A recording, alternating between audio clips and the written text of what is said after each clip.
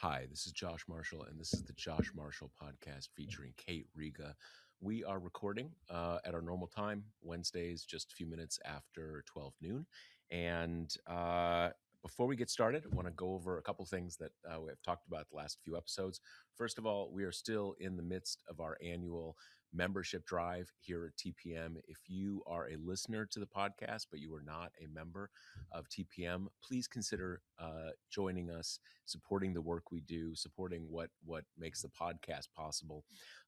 You can look at there's a link in the show notes for this episode, but you can also just come over to talkingpointsmemo.com. Then the other thing is we have a live version of the podcast coming up on April 8th down in Austin, Texas. I am, I was going to say, which is true, that I'm so looking forward to it. It's changed a bit in the sense that, like, I'm totally looking forward to this event. I'm not looking forward to getting to this event, right? This is I had a thing a few days ago where I said, like, I wish I hadn't overcome my aerophobia, right? Because I used to be able to, like, ignore these things about what's going on at the airports and stuff like that. And actually, as a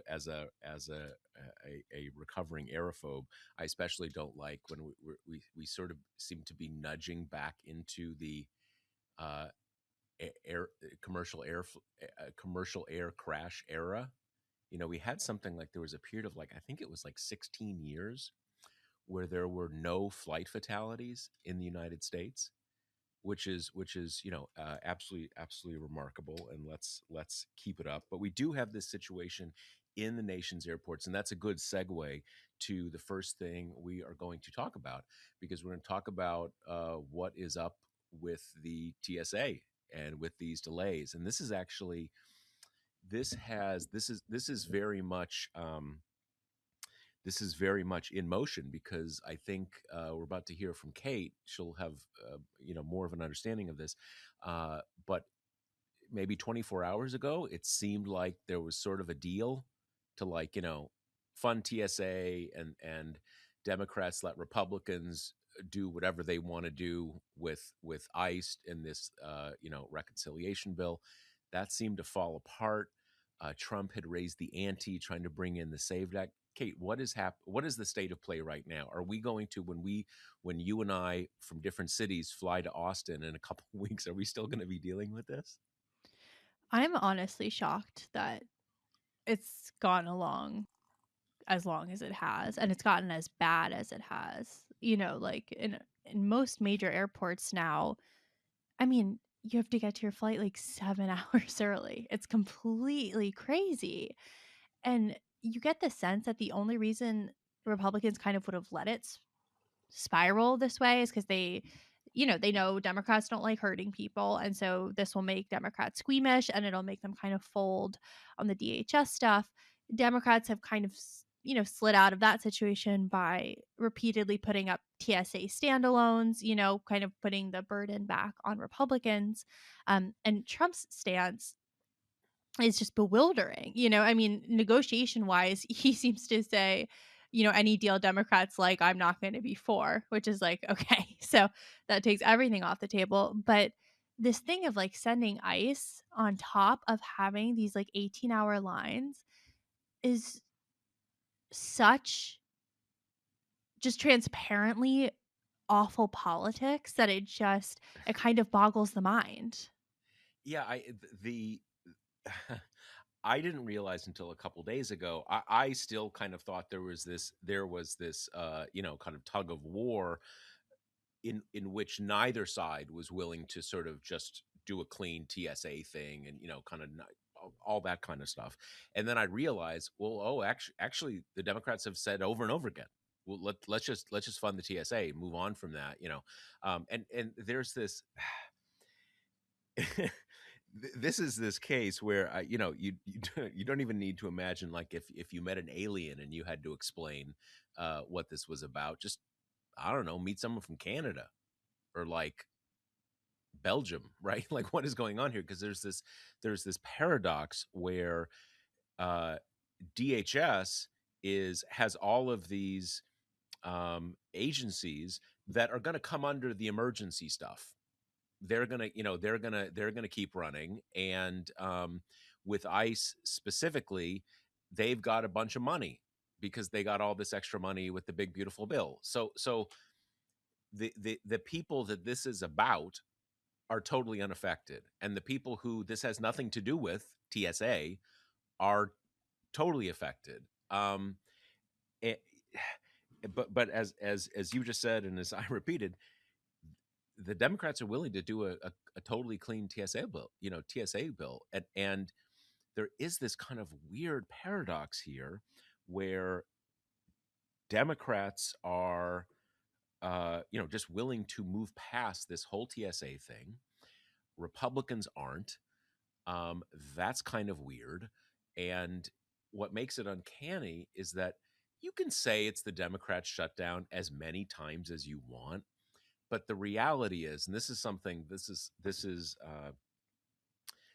is something that Democrats realized, you know, through a lot of hardship through the Obama and Biden years, also kind of the first Trump years, which is that when the airports are practically shut down, the president is going to take a hit for that, because it just gives people a pervasive feeling, wow, everything sucks. Why does everything suck? Why is everything broken? That, yes, people may say, oh yeah, the Democrats too, but we're in the Trump era. We're not in the Democrat congressional minority era. It's on him. So I do think there's this weird there's this weird moment, this weird atmosphere where Democrats are saying, we'll let you get out of this. We'll let you get out of this. And Trump is saying no. And I think Democrats really want to get out of it. But at a certain point, you're like, dude, your funeral. I mean, what what the heck? You're getting, everything is going wrong. Everything is going wrong right now. And we need to talk about the ICE piece, because I think there's like a quote unquote good side in terms of how politically bad it is for Trump, and then kind of an ominous side. And the first is, if you're trying to think of a way to make ICE less popular than they already are, it's to have them aimlessly wandering around while people are stewing in frustration, in hour number 3, while, it's funny because you could see this being kind of smart if, say, there was a way for TSA or for ICE to actually like help TSA. And of course, you run into the problem that TSA needs, specific training to kind of do their jobs. And you can't just necessarily slot in this like roving gang. But say you could, then all of a sudden it's like, okay, people are going to see ICE like not just hurting Part of the people, try to solution. help Yeah, yeah, lines yeah, yep, moving. Yeah. yep. And instead, they're either wandering aimlessly, or now we're starting to get videos of them arresting people at airports, making was even before this an unbearably stressful kind of tension point in American life, just 100-fold more so. So on that end, you just feel like Trump is shooting blindly. Like, he is just flailing. There is no way that makes any political sense whatsoever. And then the grim side of it is, like, Bannon is saying this is a good test for when he deploys ICE during the midterms. And I know we've had some Trump officials, I don't know if he himself, but some people in the administration at least say, like, oh, we're not considering that, blah blah blah. There's no way you can trust that, because it's such an obvious move for him, and like, it'll probably kind of work. I mean, if I had, if I was anything less than a citizen, or even if I looked like I might not be, I probably would skip rather than like getting disappeared. um and that is the side of it that kind of worries me, even though I guess now that I'm just thinking out loud. But in what way is this a test, I guess? What are we testing? Like, people's reaction? Maybe if people just stop flying, I guess. Yeah, I mean, it is. I was going to say first that I certainly don't feel sorry for these ICE agents, but I feel a little pre-sorry for them in the sense that like uh he sends them, and what are they supposed to do? There's like it doesn't it certainly doesn't help with their brand problems, for lack of a better word, that they're just kind of standing around, shooting the shit with each other and stuff. But what are they supposed to do? Right? I mean, the whole thing is kind of stupid. And uh and to Bannon's point, like, if it's a good test, I'm not sure I'd give it, in Bannon's eyes, like a strong grade. I'm not sure I'd give it an A, because, like, okay, you sent them and they're just sitting around on their phones, like, like, and I think this does go to some of the point about their challenges of, like, uh what are they going to do at the at at at the polls. Now I think we know what the sort of the plan would be. Just be there in their camo and their gaiters and their guns, and that freaks people out, understandably. I mean, it's one of these things we have seen literally on camera. Two, you know very white American citizens, pretty unthreatening, literally get murdered on camera. So, like, you can't say, well, what's going to happen? They're going to kind of like make a make a mean face. Well, no, maybe they'll shoot you or something. So but I still do think it shows some of the limits. Like, okay, it's they're just looking stupid, just kind of standing around. um on the Another point about this, and this goes to sort of uh the way Trump's brain is working right now, that when he first proposed this, he was pretty explicitly like, yeah, I'll show him, I'm going to send ICE there, that'll show you. And you're like, who are you showing, dude? Like, everybody flies, no one wants to see them there.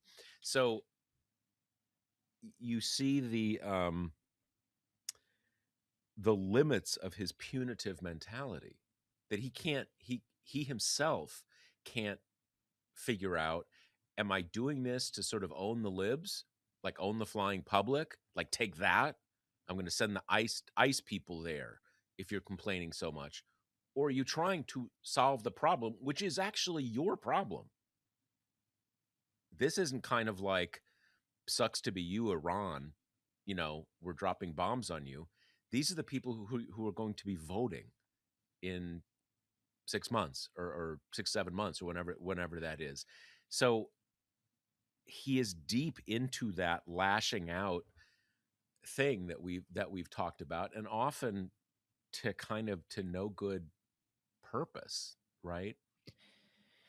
The debacle has given us a little curtain lift about how life is for the other half, given that I think it was Delta or one of the airlines who said publicly they're shutting down their kind of special member of Congress desk, which is so interesting. This is not something I knew about before, but I guess airlines have just kind of a special service for members.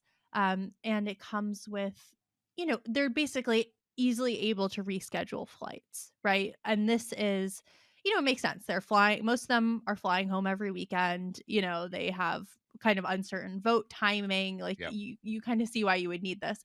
But it is a funny power play for the airline to go public saying, we're shutting this down, we're not doing this anymore, so members of Congress, if you don't fix this, welcome to the 8-hour line into the parking lot. Yeah. No, it is, and as you say, it kind of, you're going home Friday or Thursday, but you actually don't know when you're going to be able to go, and that's tough. That's certainly not what most of us face with either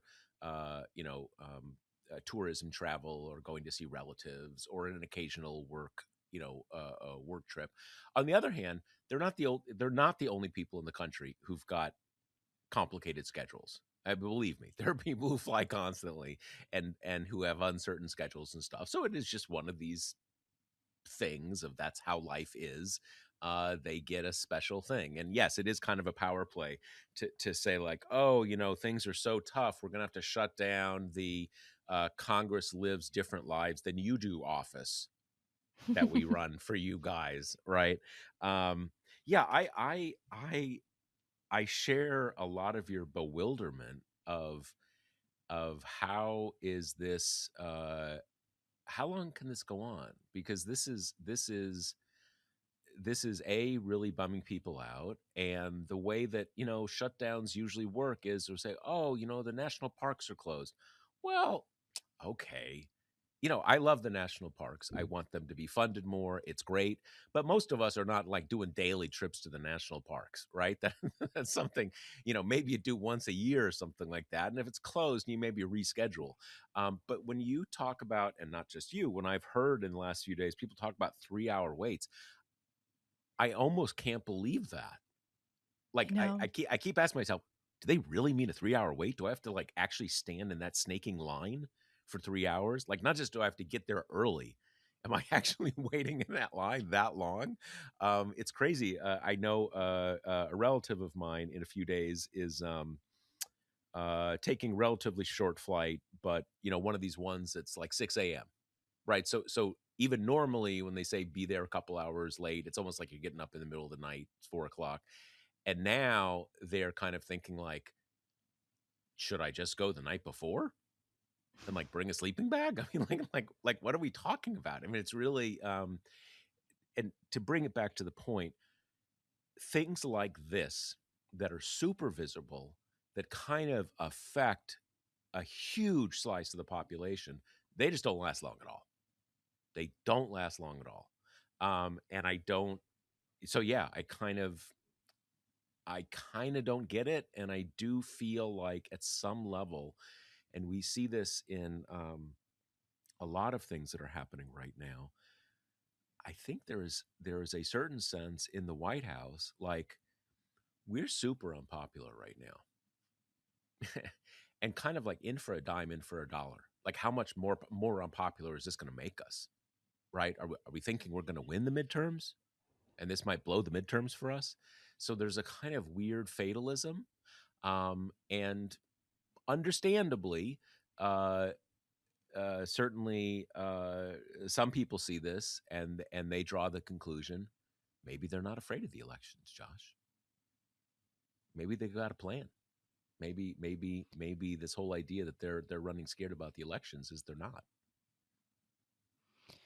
I do wonder if this is going to be one of those rare breakage points between the administration and Republicans in Congress because I mean, aside from their own kind of personal interest in flying not being unmitigated hell, even if the midterms go really badly for Republicans, like there are members of Congress who expect to win, right? Or who are contemplating, likely winning, but maybe it being a little squeakier than it's been in years past, right? In a wave election, not everyone gets swept out.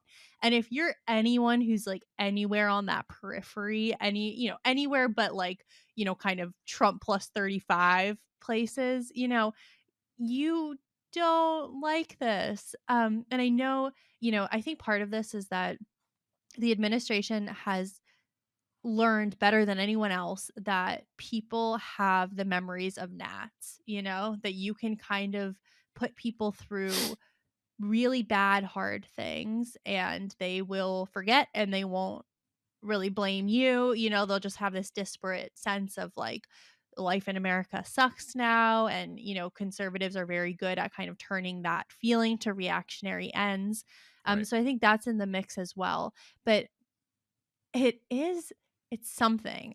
I have to say, I haven't had this feeling all too often where you're like, "This has just completely broken down." Like, flying is just not at all working right now, it's just a completely broken service, and it just for me, of course, being, big kinda transit head lib, but just throws into such stark relief, like, there are no redundancies in this country. There are no safety nets here. You have to fly because any attempts to make, you know, to expand reliable train service outside of the, the Acela corridor have been completely shut down by, special interest money in Congress, namely the airlines who don't want them.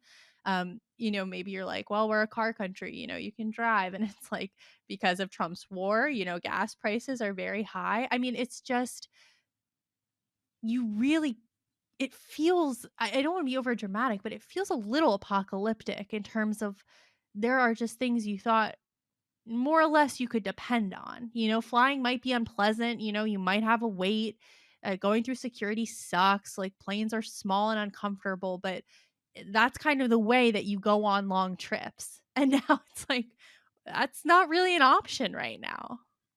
Yeah, yeah. I do. I know what you mean by that sort of that sense of apocalypse. I mean, there's on the one hand we have a very hot war in a very combustible part of the world right now that we are not just involved in, we are doing, right? Okay, so there's that. There's all the sort of existential fears people have about the nature of government in the in the United States that we have been experiencing for a decade, but in a particularly acute way for the last year plus. And then there is stuff like, wow, gas has, at least on the futures end, or at least it's hard to say, it moves around every day, but was like doubled in price. You've got the airports seemingly, these waits just to take your shoes off, or to do all that stuff that's kind of longer than imaginable. You have this I'm going to say, I don't want to say minor crash. Obviously, lots of people were injured and two pilots were killed, but I mean, not like a catastrophic plane goes down and everybody dies sort of thing. But still, you do,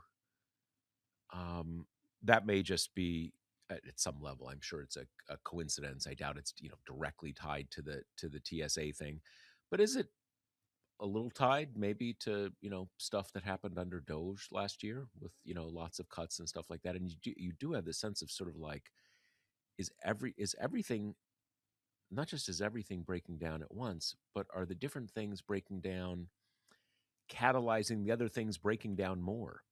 Right? Do you start moving to something like a systems failure? And I don't here just mean like a systems failure of the commercial air flight system. I mean like a systems failure of America.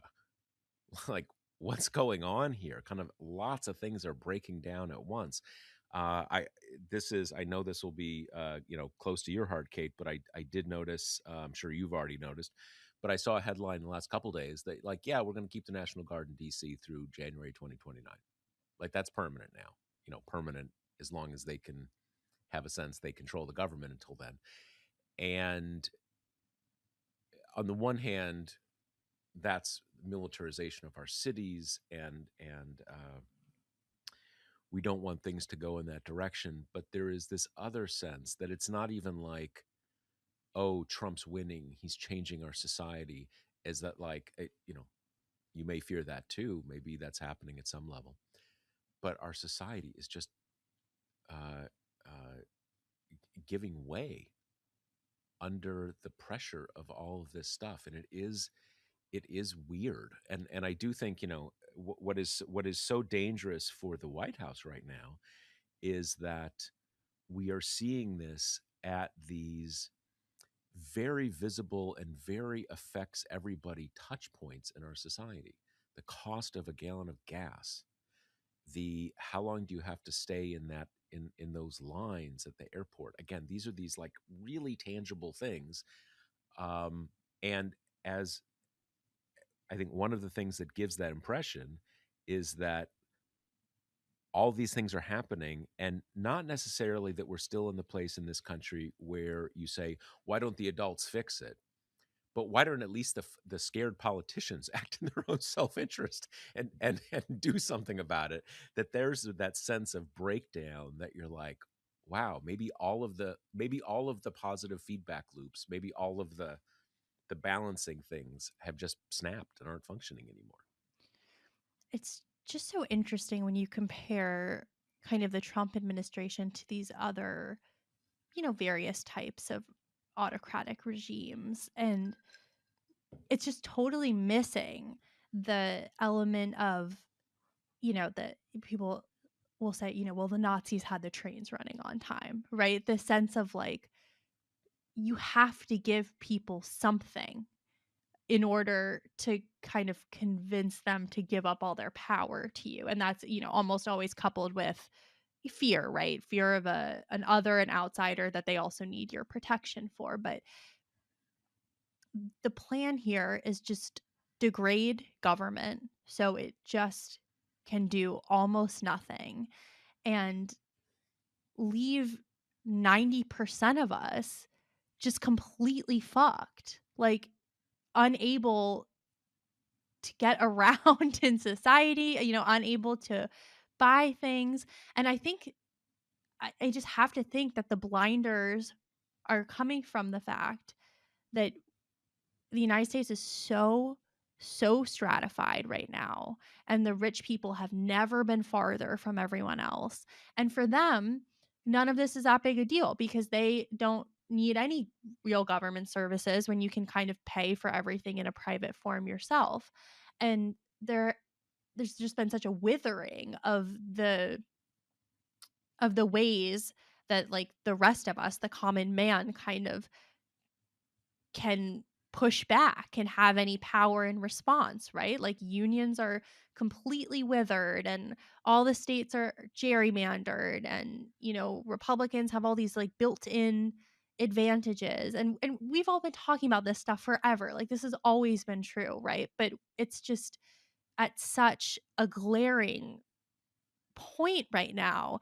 And I think it just makes the way Mamdani is operating in New York just like really interesting to me, because he's doing this, what people sometimes call like sewer socialism, this kind of like myopic attention to these kind of municipal projects, right? Like very, you know, there is a bump on this bridge that people hate, we're fixing the bump, and we're rolling out new pre-K stuff and all this very like kind of tangible, like this has been bugging people and we're going to fix it and like you're going to see the change right away stuff.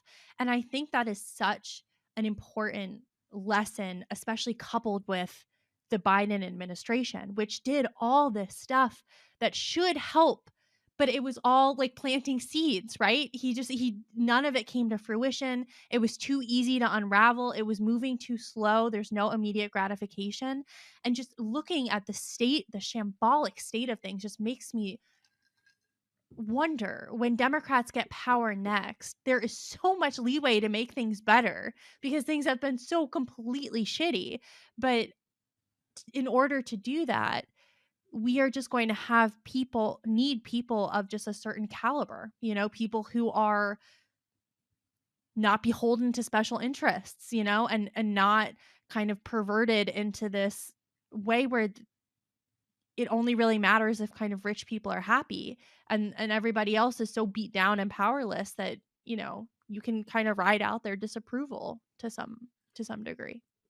Yeah, it's funny for those. I mean, as most of you know, I live in New York City, and what I see from Mamdani is actually less from being in the city, and this is not. I say this not to say that, oh, it's not showing up on the ground. I mean, I live most of my life in like a 2 or 3 block radius, and I have my own little world. But I follow him on social media, and it is really quite striking, if you don't, that there is the sort of the New York Post discourse, for lack of a better word, which is, oh, Mamdani said this about Iran, and this, and I have for some foreign policy differences with Mamdani, but what his thing is about, like they had this thing yesterday or last couple days, that went out. I usually see it on Instagram, but went on all his channels, that they're doing this huge surge about potholes. And I don't actually know, like, how many potholes are they fixing on an average day in New York City. It's got to be a lot. It's a massive city with tons of roads, so there's a certain kind of just upkeep that has to be constant for everything not to completely fall apart. But it was at least presented, and I suspect true to a significant extent, of let's do like a surge and like fill a huge amount of potholes. And they have videos of the, you know, of these crews doing potholes and stuff, and you see it and you're like, wow, that's cool. I don't like the potholes. Like, you know, awesome. Great. Like, cool. I'm glad you're doing that. And even from a fairly, I wouldn't say jaded, but I know how political communications works, right? I know how you kind of create impressions and stuff.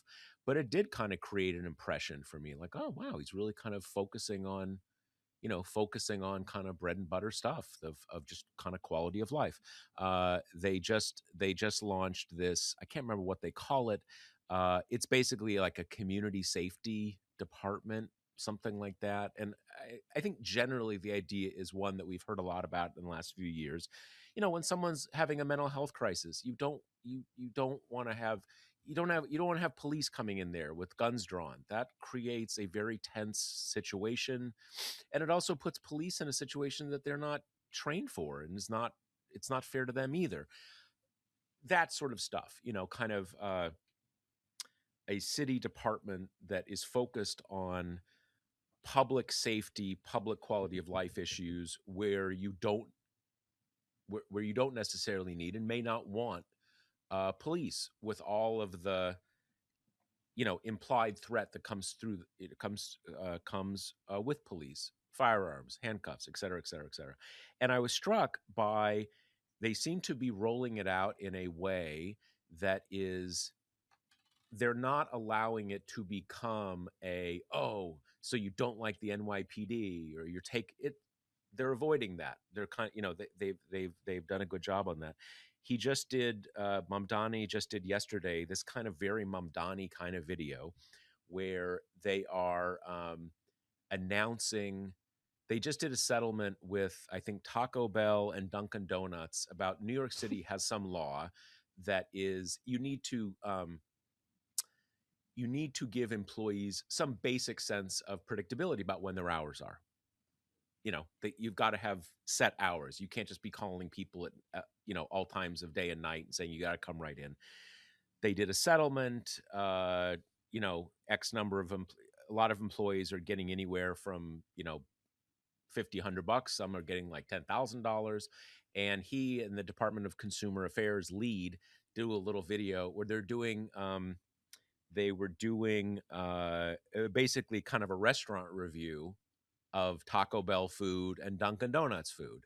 And they're liking it. Like, oh man, I love the burrito. This one's really good. They're having like a little munchkins and everything. And the vibe is definitely like, A, we did this thing to kind of make it, you know, enforce employee rights, but also kind of like they settled, they're paying the money. So we're going to say how good their food is. Go to Taco Bell, you know, kind of everybody's feeling great kind of vibe. And then the last thing is they've gotten very aggressive, not just, I think, in the enforcement, but in the sort of the social media part of it, that they're highlighting some of the landlords in the city that have like the worst records of not keeping up, you know, having dilapidated places that people are living in, and making it very visible and doing a lot of public shaming. But I think people see that and they're like, yeah, you should do that. And like, was that That's so happening smart. before? Right. It just, and so again, it's one of these things where it's not like these departments didn't exist, right? There's whatever level of enforcement, but but I assume that, I mean, this is what they're kind of all about. So I think the enforcement is up, but they're showing people in this very visible way. Yeah, That's you're power. so right about the communications being 75% of the battle, right? Because, like, as I'm talking about, you know, how the next Democratic administration, like, should learn those lessons and see how much people respond to these little quality of life things. You know, a fair rebuttal would be the Biden administration really tried to do that stuff, you know, like get rid of kind of junk fees around credit cards, you know. Buttigieg was working on the you get some amount of money back if your flight is delayed X hours thing, you know, the insulin cap, right? We had a lot of examples of them trying to take little things and make it a lot better. But I think it it was just the complete inability to have any, communication apparatus that made that stuff kind of just dissolve into the ether, except for, I'm sure a small number of whatever percentage of people who are on insulin, who I'm sure it helped very greatly, but that, not enough to swing an election. So, I mean, you're right. It's just, which kind of, it goes back to the fact that my greatest like hope and biggest worry is that the next kind of democratic trifecta is just going to rely so heavily on kind of the personality and charisma of, whoever is the president. Yeah, yeah. I mean, there's a certain amount of, people are talking about it in New York City, in the New York City news, whatever, that Mamdani is very good at in these public presentations that I'm talking about that are mainly on social media. They're really quite good at using the sort of the visual idioms of like TikTok and those kind of things, that it fits into that. And there's definitely a vibe, and this helped him a great deal in I mean a huge deal in the campaign that made him mayor. There's definitely this vibe of like, wow, Mamdani's everybody's friend. He's even Taco Bell's friend now, right? That they made the settlement, and kind of everybody's Even happy. Donald Trump loves him, right? Yes, Everyone exactly. loves him. Exactly. And some of that is just being a really talented politician. But that is, as you say, unfortunately, that is one part of the equation. Certainly, if you imagine that there's a Democratic president in 2029, you're kind of having to reboot the Democratic brand. You're coming in, I think, pretty clearly in a climate of, kind of cascading years of cascading disasters. Uh, a lot is going to depend. You need someone who a politician that people kind of intuitively trust, right? At least the people who are going to make up your, hoped for majority coalition need to really trust that person. But you also can't have an entire political movement or movement of renewal be dependent on the charisma and the sort of the top guy, probably top guy, maybe top woman, being like, on fire charisma wise. And it is, I mean, this is it is a hard thing. I think we've all absorbed, so many of the failures of the Biden administration. It is also the case, though, that we need to remember that the country was a mess when Biden took over. And I don't mean just in the things that Donald Trump had done. We just coming out of this massive pandemic, and so I do think there's on the one hand, if you come into power when the previous people have like thoroughly fucked up in a certain way, you have the ability just to kind of start doing anything right, and it'll seem cool. On the other hand, when everything is broken, it's hard to fix everything, right? And that's going to be a challenge too. I guess the kind of optimistic take here is the Biden administration came close to passing the original Build Back Better, with the, it's like $5 trillion price tag or whatever. But that was a transformative piece of legislation. And, they weren't able to do it. They had to end up doing it in some piecemeal way and like strip out some stuff. But, they had a majority, kind of a majority in theory, right? A sort of majority with two people who were not going to let any big change happen. And, it was close. Hmm. So, I mean, maybe that's a little grounds for optimism that, the next hypothetical trifecta you're just not going to have. a mansion or cinema again. It's really, really hard for me to see. I mean, the fury with them was so hot that I just think anyone who kind of, unless you just completely like deceive the voter, it's just hard for me to see you making it out of a Democratic primary right now. I mean, even Fetterman, who I think you could argue, well, has done a lot less damage because they're in the minority, right? It doesn't Yeah, matter so yeah, much, yeah. but he's on political life support. Like every single politician in Pennsylvania who has any ambition is going to come for him. Yeah, I saw a headline of an article a couple days ago saying, "Oh, Fetterman's primary problem. Like he's got a tough primary ahead of him." And I remember thinking, like, "What are you talking about? He's never going to be elected to anything again." I mean, conceivably, maybe if he switched parties and became like a hardcore right winger, maybe. But even that is like, there's a reason that never happens. Um, he's done. He's done. He's done. And I agree with you. You're not gonna. I mean, that was always a weird. I don't know. Almost the mansion thing was that was a that was a deal that Democrats had made many years before. There's only one guy who conceivably can win this thing, and he'll vote for the equivalent of voting for speaker in the House, the organizing resolutions in the Senate. And so in a sense, that was that was not that surprising. It ended up being super consequential. Cinema, someone has a midlife crisis on the job. What are you gonna, that's life. Who knows what that was about.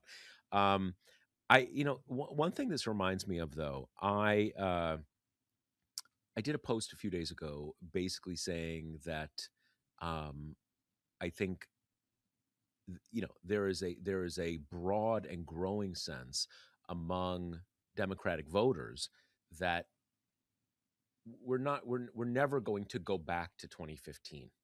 There's no idea that was sort of in some ways the animating Biden idea that we're gonna turn the page from this terrible mistake and we're gonna go back to how things are supposed to run in America.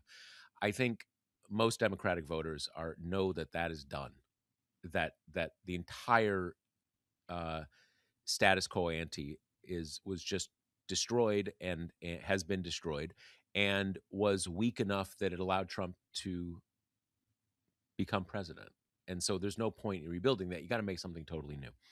And I was saying that voters get this, but with elected officials, Democratic elected officials in Congress, it's less clear to me. And one of my favorite email correspondents said, and I think this is true, that you don't quite know what they think, because uh, as much as that may be true, when you start talking about we need radical change and rebuilding the whole system, that's kind of freaky for a lot of people, even people of sort of decent values and all that kind of stuff. That's unnerving to people. So you don't necessarily, as an elected official, you're not necessarily going to kind of get heavily out in front on that kind of talk. uh um and so we kind of don't know.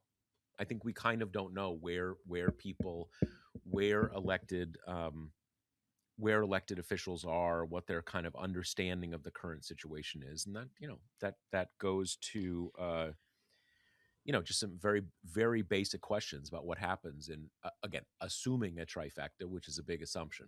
Assuming a trifecta, what exactly happens? What's the plan? Yeah, this is something I'm obsessed with, and I just think about it all the time. But I just wonder whether Congress has just been revealed to be so sclerotic under Trump too. I mean, embarrassingly so. Like I would be ashamed to be a member of that body at this point because they have become so completely inconsequential, and the presidency is so powerful, and the Supreme Court is so powerful, and the legislature is just kind of going through the motions. And, who knows? I've been surprised in the past by the amount of people in Congress who really just kind of seem to like it as a rich person job rather than a, public servant kind of opportunity for transformational change kind of thing.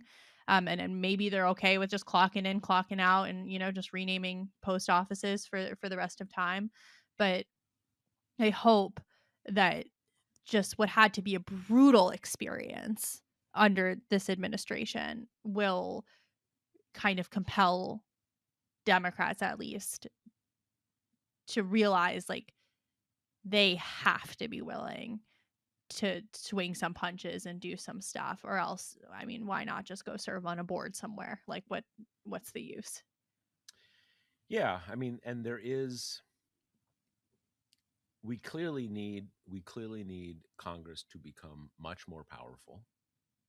Um, on the other hand, if we go back to that 2029 question, you also need a trifecta to be able to work strongly in unison, right? You don't want to you you don't want you really cannot afford a scenario in which Congress is totally pliant under a Donald Trump, but really gets its mojo back under a Democratic president, and and basically takes it out on a Democratic president.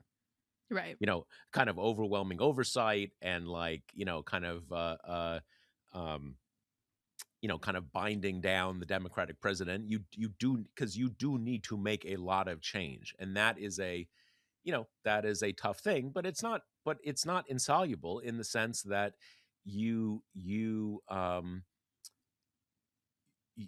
have periods in our history where the executive and Congress get on the same page. That's not the same as Congress being, impotent and AWOL, and kind of barely even existing, right? If you look at the New Deal era, is, I think, a pretty basic, example. Uh, Lyndon Johnson's, um, the last, what is it, year or so of John Kennedy's presidency, and then the first 2 years after the 1964 election, when he had a landslide. So it, it's not an either or thing, but you do. I mean, just one more thing here.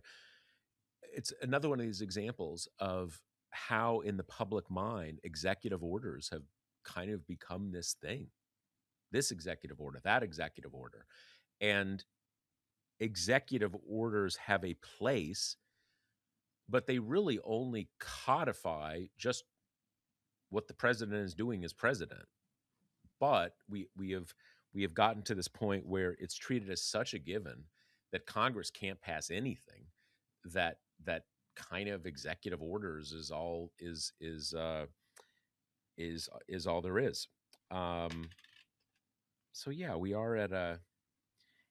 you are going to need some process of, genuine civic renewal, that is going to be kind of kinetic, and not be an easy process, and involve really deploying a lot of political power, to even get us back into the game of being sort of a functioning state, a functioning a functioning government. I mean, it goes without saying, and we've said it on the pod a lot before, but in this scenario, Congress would have to be brave enough to weaken the Supreme Court, or none of the rest of it matters, right? Yeah, The court yeah, would just knock down absolutely yeah. any accomplishment of any size by a Democratic president. So I don't know. Sometimes it just, thinking about this stuff like buries me in even greater despair, because you just look around and it seems so unlikely. But then sometimes I think about the other periods in American history when, like, this stuff was happening, fast, and things were transformational, and it was changing all the time, and society got so much more progressive, in a relatively short amount of time, and it depends on, the strong charismatic leader and the planets aligning and, all the rest, but it's happened before, so it's just it can happen again, and I don't know. It would be a sight to see. Well, two points on that, and this is a good segue into our next topic. But one of the biggest things that I take away from the Biden presidency, and one reason is that I experienced myself as both being part of the problem and part of and later thinking about trying to be more part of the solution. But one of the things was, Biden came in, he's going to do student debt, and he did student debt, and then the Supreme Court said no, and or he said he's going to do this, that, and the other, but he actually didn't have a majority. He had 48 senators, and he had two senators who would keep them in formal majority, but would really not let them pass any of their basic legislation that was going to force them to greatly water down their promised legislation, and also um, well, just not let them do the stuff they promised to do. And when this was happening, and I would hear this kind of, Democrats lied when they said, and I say, dude, Joe Biden did it. He did exactly what he said. These other people, the Supreme Court said no, even though they really have no right to do that. I mean, if anything, like, relative to other things they've done, they may have had a little more argument about debt forgiveness, that maybe that was, a little more than the president should be able to do. In any case, kind of like, you can't be complaining if you're not taking the time to understand how the machine works and where the problems are. And that is all true. And yet, you're hired to do a job, and you say you're going to do the job. And when you don't do the job, people are going to get upset, and people are going to get cynical, and they're going to do all those things. And so, you can't do what you can't do, but, this is where you get down to stuff like the filibuster, Yeah. reforming the Supreme Court, that it's not going to be enough to say, those Supreme Court people, what could we do? Well, then don't run. Then don't run. Or go into the election saying, like, I want to do all these things, and Supreme Court probably won't let me, but I'll still try. Like, okay, it's sort of the question kind of answers itself when you put it that way. No one gives a shit about that. You're going to try. Do you actually have a plan that that you are going to be able to do these things you say you are going to do? And this is one of the very difficult parts, is as on the one hand, we are saying we don't want a monarchical authoritarian presidency. On the other hand, we've just seen a year and a half where there's a bunch of things that there's really no way Trump could do, and he did them. Right? And that is sort of the political challenge of authoritarianism, that people look at it and say, like, they're getting shit done. And you're coming up with all these different reasons and giving me books to read about the Supreme Court and about executive orders. And he just said, I'm going to do this, and fuck it, I'm doing it. You know, it's a challenge. These are real challenges. I feel like the filibuster is such the perfect encapsulation of this dynamic, and why it was kind of my entry point to this whole vein of thinking, was just getting so obsessed with it, because I just think it both exposes the country to, like, the hot stove touching of Republican policy, which Democrats are just constantly protecting Republicans from the backlash to their own platform. And then also, I just you cannot underestimate the damage it's done, that Democrats just cannot pass anything they promise, like anything that is just like fundamental to the party's ideology is just going nowhere. Um, and so, yeah, it's, I guess, we've kind of let this episode be free ranging, which is like fine and fun, I think. I do want to talk about the Mar-a-Lago special before we end, but sometimes it just feels like you have the filibuster and you have Supreme Court reform, and I think some additional special interest guardrails, whether that come in the form of like the democracy reform side of, public financing. So you just, elections are not so expensive and you don't need to kind of rely on these, evil forces to be in politics, or, whether it be on the regulatory side, whatever. Like those kind of three buckets, which I know feel so impossible to change. Like that feels like such a faraway dream, but you're also like, it's only a few things, like only a few things standing in the way of just transformational change, of just seeing, a government that like helps people in a way that we just haven't seen.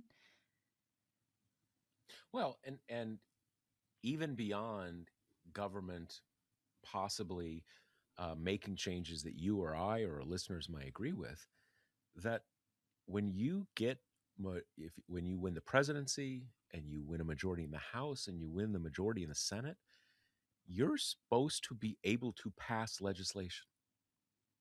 It's not it's this idea that you need 60 votes to pass legislation is and the additional thing, like, not for budgetary stuff but for everything else, or like what, even that, like, why does that make sense? Like none of it makes sense. That this is what democratic self-government is about.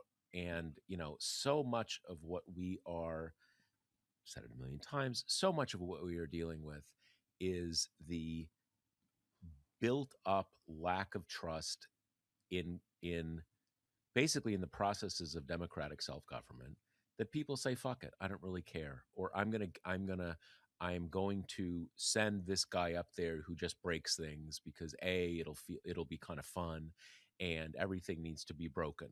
I just it And again, at least with the Supreme Court, there you have the pinnacle point of a branch of government that it wasn't completely clear at the origination of the Constitution, but pretty clear on very early, that this is one of the basic checks and balances that the system runs with.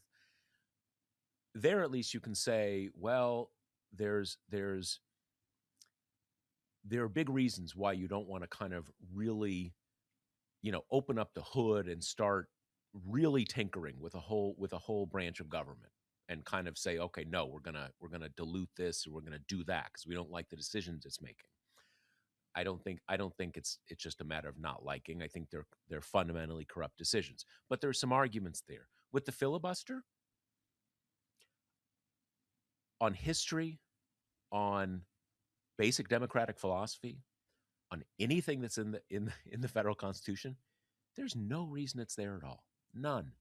It is purely a kind of an accident of history that created this thing, and there is truly no argument to keeping it, even to the point where, um, I don't, maybe Kate, you'll have a little more up to date information on this, but we had a piece up yesterday basically saying that the Republicans were kind of scamming Trump, saying, "Oh yeah, we'll pass the Save Act in reconciliation," on the idea that they'll really kind of pass just like a bogus version of it and say they did, and everybody will be happy. Um, but you have some people now, some Republican senators saying, "Let's actually do it. Screw these bird rules. We'll just override the parliamentarian." And if that gets them to pass the Save Act, that would be pretty bad, because that's a pretty bad piece of legislation. Although I think people on both sides are fooling themselves about who the victims are, right? Or that they're all going to be Democrats. They're not. Um, but to the extent that they were going to try, I think Democrats should be there kind of half cheering them on. And to say, if you do this, this is getting rid of the filibuster. If you're just totally ignoring the rules of reconciliation and you can pass anything and filibuster doesn't matter anymore, you're getting rid of the filibuster. And you know what? Good. Because you won't be in power forever. We'll see. So, Mar-a-Lago, tell us what's Yep, going on there. let's end with this little piece of dessert here, which is we had a special election for the congressional district that includes Mar-a-Lago, and in keeping with most of the special elections since Trump was reelected, it was a big Democratic win. The seat it was one of these kind of interesting seats that had been blue for a long time, trended red recently, was won most in 2024 by a Republican by 19 points. Which really surprised And me. Really surprised me because, as you said, those coastal South mhm. Florida areas used to be fairly blue. And we've seen some change, elsewhere kind of in the region, right? Like the Miami mayor is a Democrat for the first time in forever. So, um, yeah, a Democrat won that election. Another kind of good bellwether for Democrats going into the midterms, on top of it just, having the really nice little symbolic panache on top. One of the interesting things coming out of that, coming out of those races last night, in addition to, as you said, just the sort of the Democrats getting pumped about winning a special election and that it's the Mar-a-Lago district and stuff like that,